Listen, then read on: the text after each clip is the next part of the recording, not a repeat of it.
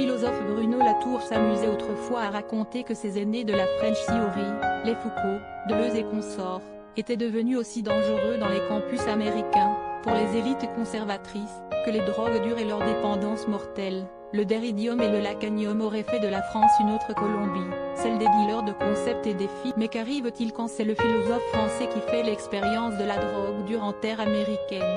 Quand la French Theory en personne rencontre l'hallucination.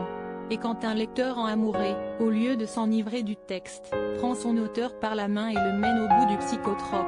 Paru en français cette semaine, le récit stupéfiant du trip de Foucault sous acide dans la vallée de la mort, en Californie, apporte une réponse, et pas des Simeon Wade a alors 30 ans.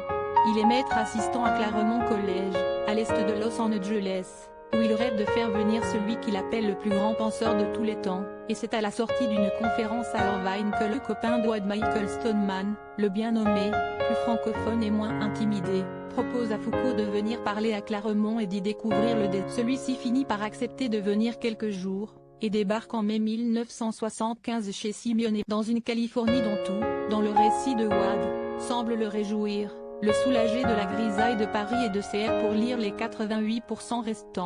Testez l'offre à 1 € sans engagement. Je teste déjà abonné? Connecté.